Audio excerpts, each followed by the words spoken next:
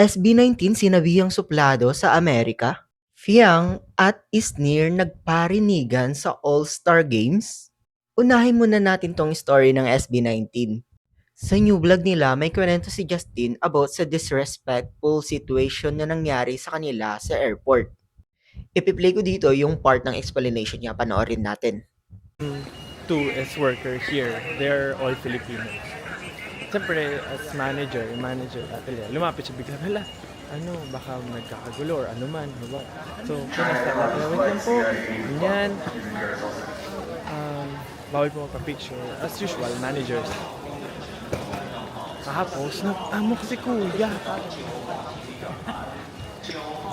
Sabi, ang daming sinabi, nagkatrabaho siya dito. Tapos, ang lakas ng boses. Sabi niya, Tama mo yung sa ano vlog daw, oo nga eh.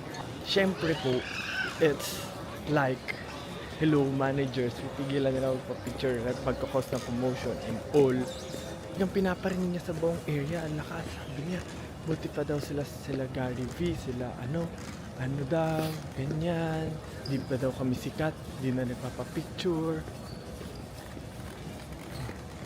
Di na siya kinausap ng manager, di na siya pinansin. Kasi wala sa hulog. Naghihintay lang kami luggage. Lumapit yung mga tao. Siyempre, anong gagawin ng manager? I-check anong nangyayari, bakit nilapitan. Or, siyempre, gets niya, nagpapapicture. Siyempre, pipigilan mo kasi hindi yung titigil. Or, baka mag-cause ng commotion, curious sa ibang tao, magpapapicture na rin. Tapos nagalit, nagpaparinig siya kung ano-ano sinasabi. Like, it's so disrespectful. Maayos naman siyang tinigilan. So yung explanation niya pala guys ay hindi buo kasi pagkarating nila sa hotel ay nag-vlog ulit si Justin at in-explain niya yung whole situation. Dito isa-summarize ko kung ano-ano nga ba yung sinabi niya kasi more than 5 minutes niya atang in-explain tong situation. So yung kwento nga na doon sila sa airport, naghihintay sila ng kanilang luggage at kinukuha nila. And then all of the sudden may matandang babae na nagpapapicture sa kanila. While they are on standby na kinukuha nila yung mga luggage nga nila, binibidyohan sila nitong matandang babae. Common sense na lang kapag nakatambay kayo tapos may nagbibideo sa inyo out of nowhere ng isang babae or isang tao, napaka-uncomfortable nun. So yun na nga, kinausap ng SB19 manager yung babae na nagbibideo sa kanila at nag-picture sa kanila na mamaya na lang. Pero kahit sinabihan na ng SB19 manager yung babae na nagpi-pictures or nagbibideo sa kanila ay hindi pa rin ito tinigilan at patuloy pa rin sa pag-picture pero pinagbigyan naman ng SB19. And then narinig ng employee doon sa airport, yung taga-assist ata yun sa luggage, yung sinabi ng SB19 manager sa babae. Mind you guys, take note, hindi siya yung sinabihan kundi yung babaeng nagpi-picture sa kanila. Tapos yung employee ng airport bigla na lang daw nagalit and ano-ano na yung pinagsasabi sa kanila and napaka-disrespectful daw towards SB19.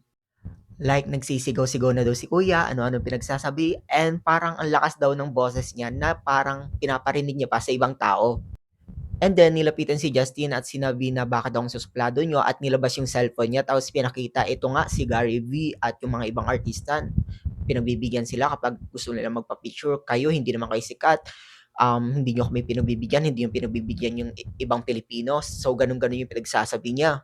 And then may sinabi pa daw siya kay Justin na may nag-aabang daw ng mga chicks sa kanya sa labas at yun nga, binidyohan call niya yung mga chicks na minimi niya at sinabi ng employee ng airport, andito pa rin sila, nakikita nyo, ganyan-ganyan. Chicks daw yung tawag niya dun sa mga, di ko alam, siguro mga babae yun.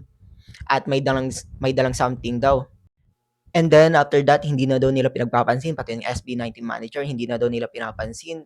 And that the end of the situation.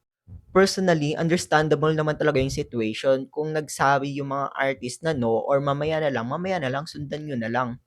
Mabuti na rin na sinama nila ito sa vlog kasi what if yung nag-disrespect sa kanila sa airport ay warshock din sa social media. Mamaya ipopost sila, oh my God, na-meet ko yung SB19, napakasuplado nila, ayaw nila magpa-picture, may matandang nagpapapicture sa kanila, tapos hindi nila pinagbigyan, nakita ko, narinig ko, ganyan-ganyan. Ganon. So, what if ganun nga siya in social media, no? Mabuti na rin 'to nag-advance vlog sila and para may prevention na rin sila what if mag-post nga yung lalaki or hindi, hindi natin masasabi. And sinabi din nila sa vlog na first time daw nila ma-experience ito at sa isang Pilipino ba talaga, nakakahiya kayo. So let's move dito sa All-Star Games. Nagte-trending ngayon si Piang dahil may sinabi siya during her interview. At pati rin si Isnir kasi parang pinaparinggan niya si Piang sa sinabi niya. Panoorin niyo to. Ayoko sa ibang bansa nag-cheer yung mga yan. Ang ingay nyo, teka na lang! Ano ba kayo? Grabe kayo! Hindi nyo man lang sinicheer yung bansa natin! Yung nakikita ko ng mga ayun, ayaw! So yun na nga guys, no? Ang magkalaban dito ay Philippines versus Thailand. And yung halos lahat na pumunta dito ay sinusuportahan yung Thailand. And hindi naman natin masisisi kung pinunta lang nila dyan ay hindi yung kapwa nila Pilipino, kundi yung ibang bansa. I mean, nandito lang naman kasi yung Star Magic Artist sa Philippines while yung Thailand group naman ay minsan na or baka ngayon lang sila makapunta dito sa Pilipinas. Why not sulitin na ng mga fans na i-share sila habang nandito pa sila, di ba? I mean, we have all the time here in this world para i-share tong mga Star Magic artist na to sa mga tatahakin nilang landas kasi it's not the only time naman na makikita natin sila. Unlike nga ng mga Thai player. And hindi mo naman pwede ipilit na suportahan ng mga tao iyang jowa mo kaysa dito. Tapos ito naman yung sinabi ni Isnir. Natin ang sariling atin. Hi po! Hi John Gawin! Ay, taray! Yung sinabi ni Isnir, mahalin natin ang sariling atin at nag-hi siya dito sa lalaking ito pagkatapos niya yung sabihin.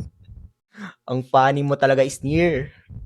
So, that's the whole story. What do you think, guys? Okay lang ba na pagsigawan natin itong mga Thai player kaysa sa mga Philippine player or hindi?